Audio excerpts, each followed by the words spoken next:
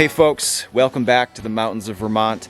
This is your first time joining me. My name is Brad Martin, and I hike out into the forest with a metal detector on my back in search of old coins and treasures lost by the folks that used to live out here a couple hundred years ago. Now, just this week, there was a massive hatch of black flies and mosquitoes, and they actually chased me out of the woods yesterday. Today, I am back with a bug net, 99% DEET, and a thermocell because I think that the property that I'm standing on today is going to be worth it. There are two old farmhouse foundations out here with a large piece of property in between them that is now forest, but at one time was either cropland or pasture. The plan is to start at this first home foundation that I'm standing next to, metal detect through between these homes, and then end the day at the second foundation.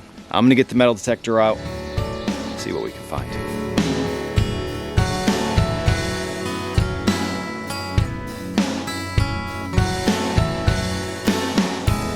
All right, I think I have something kind of cool here. I've been finding sheet metal, and I thought that that's what this was going to be, but it appears to be something called a saddle shield. You can see riveted onto leather, whether that was the saddle itself, as the name implies, or if it was another piece of, the many pieces of leather hardware on a horse harness. And oftentimes these have designs on the front. This one appears to be silver plated. A very common design is the Prince of Wales feathers. Doesn't appear this one has a design right off the bat here, but this kind of brown black stuff will come off of the silver plating. I'm fairly confident, and maybe there'll be something under there. That's a super cool find. I love finding these old leather saddle shield. Well, I just found my first one of these just a couple weeks ago, and I just found another one. I can't believe it. In all my years of detecting, I've never found like this, and now here we have two. It's just an eating utensil. It's a fork, a two-tined iron fork, but what strikes me most about it is the end here, the tang. It doesn't have the center part with the holes where you would put on, bone or wooden scales. It would have had like a round handle, which I find so interesting. It's seemingly an older design, a little glimpse into the dinner table of somebody from the mid to late 1700s, stabbing their potatoes with a little iron fork. So cool. Now I'm making a point to dig a lot of the iron in this area, the good sounding iron. You just absolutely don't know what you could find. Something cool like this. I might even put this back on a handle. It's in good enough shape. So cool. All right, this target sounds too good to be true. It's in the 90s on my machine, which generally is a coin. We'll see here.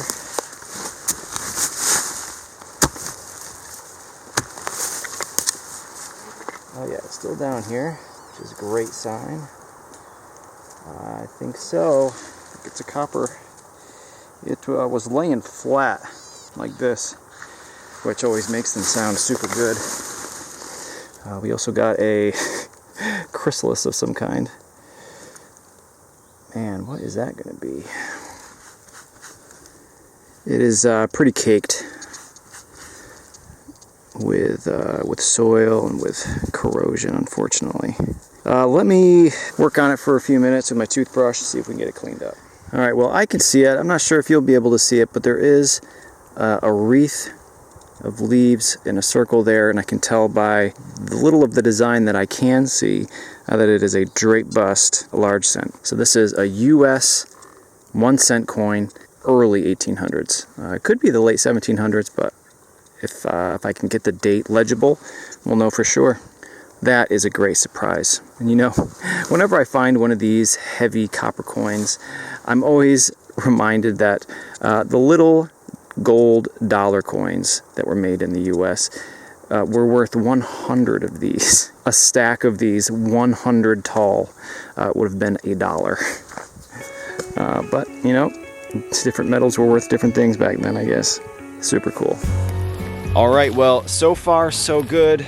A little bit slower here than I was expecting, but the day is young and we still have this giant pasture property to walk through, as well as a second home foundation way on the other end.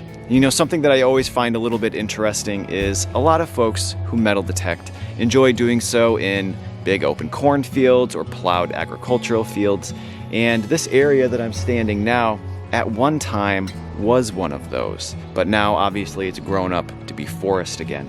And even though there was never really any structures out here, there's still things to be found lost by those out here hand-picking the crops. I'm gonna start walking through, zigzagging as I go, see what we can find.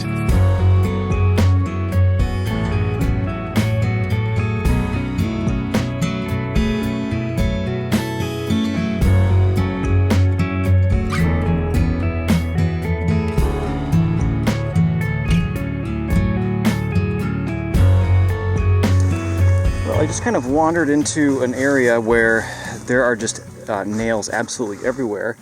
And I've been here, I don't know, 5-10 minutes, and there's no non-ferrous target. There's nothing but iron. And I'm trying to figure out what this place is, and I just found this, which might shed some light on that.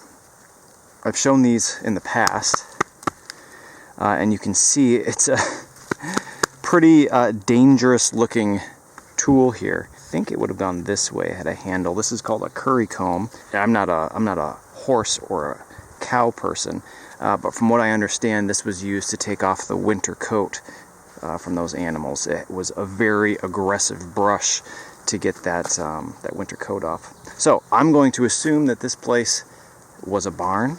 You know, if people were spending time in here tending to the animals, then hopefully they dropped a few things. Let's find out. Well, I can't believe it. After walking through this nail patch for maybe 20 minutes now and only finding a curry comb and one button, I got an ant's nest, but also what appears to be a coin. I can't believe it. There's like nothing here. Well, persistence pays off, I guess. Try not to get ants in my pants here. What do we have? Oh, is that a... What is this? Let's see, what kind are you? Let me brush it with my toothbrush here for a second. Alright, well, I could be mistaken. I think that it's... I don't know. I was going to say I thought it's a George II, but there's some text over here where the Roman numeral 2 should be. So this might be like a state coin, like a Connecticut. But it looks like there's probably going to be a date, and I think that it's 1777. There's not a whole lot of relief in the design anymore. It's pretty flat. Something that helps these a lot is not spraying them with water right away. But you can see that the sand and clay that was on the coin is starting to dry to a nice like white color. And then once that happens, I can kind of brush very gently the top, and that'll turn black. And then hopefully we'll be able to make out some details, but I can't do that quite yet. I'm gonna let it dry for a bit. Super cool old copper coin. Well, that's what I was hoping to find here today. We'll spend a little bit more time in these nails, and then I'm gonna venture off to the next cellar. Awesome. So, you know, I find buckles all the time, usually iron from horse tack or whatever. And usually if they were on a person, they're made out of brass, or of course sometimes silver, but that's not very common. And I just found the tiniest little buckle. It may be for clothing, it may be for some kind of undergarment, I'm not sure. I'm sorry that the sun is so bright here, but you can probably see that there's a brass frame here. There's a center pin, and I don't know what's filled in here, or if it's just dirt. It looks like the inner workings were probably iron. But that's definitely one of the smallest little buckles I've ever found. You can see it's curved. It was probably meant to lay up against the skin. So I'm going to guess undergarment, but that's pretty cool. A teeny tiny little buckle. When I first saw it, it almost looked like a shoe buckle, and I guess it could go to a shoe as well, but I just thought that was cool. Smallest one I've ever found, for sure. So this little area that I'm in here, I've been finding lots of little fragments of horseshoe and oxen shoe. I thought for sure that's what this was going to be. It was not a good target, but this is actually, in fact, not a fragment of animal shoe. This is a padlock. It appears the shackle is missing, but I'm optimistic there's going to be a brass, keyhole cover on this. Let's find out. Well, there is a keyhole cover, but is it brass? Keyhole cover appears to be iron. It was moved to the side when it was dropped. Who knows, maybe in the wintertime somebody unlocked it, set it on the ground, and then forgot about it. Got a foot of snow and never found it again, but that's what it is. A super cool old iron padlock. Broken shackle, iron keyhole cover, but once cleaned up, it's gonna look pretty cool sitting on my shelf. Well, folks who may have watched any number of my videos may know that I have an ongoing problem with wearing holes in the knees of my treasure hunting blue jeans. So much so that it's become somewhat of an ongoing joke with longtime viewers. But today, I am pleased to announce no more holes. This video is sponsored by Revolution Race. Revolution Race is a Swedish brand that designs rugged outdoor clothing, and today I'm wearing both one of their jackets and one of their pairs of pants. For pants, I'm wearing their GPX Pro Rescue model, and although they weren't designed specifically for me and what I do up here in the mountains, they might as well have been. The bottom cuffs of these pants cinch down tight to keep the ticks out. The fronts of the legs have a thick, rugged material and actually have pockets that will accept knee pads. These pants are equipped with the Reco reflector system, which is a whole thing in and of itself, but essentially it makes me easier to find by rescue teams if I ever got lost or hurt out here. The jacket that I'm wearing is their hybrid model, and although there's no chance of rain today, it is water resistant and it's light enough to wear in the summertime, which I really need for the biting bugs. It actually has a detachable hood, which as I'm walking around detecting, I have it up and it's keeping them off the back of my neck. If you're interested in picking up some awesome outdoor apparel, you can use the special link that's in the description of this video. You'll wind up with some awesome outdoor apparel and it'll actually help me out too. I'm almost to this second cellar. We're gonna spend a little bit more time in this field out here and we'll see what we can find there.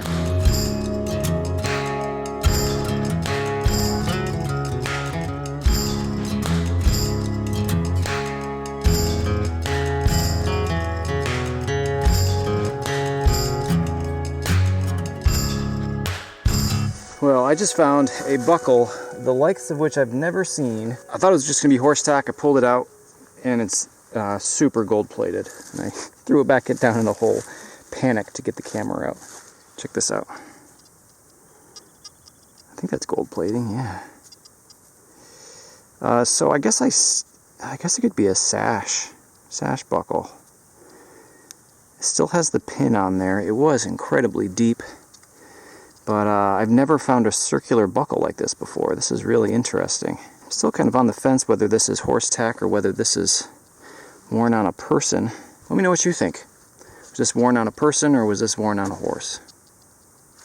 Okay, well, we have a perfectly clear 89 on the dais. And it appears to be quite deep. So here's hoping that it's an old coin.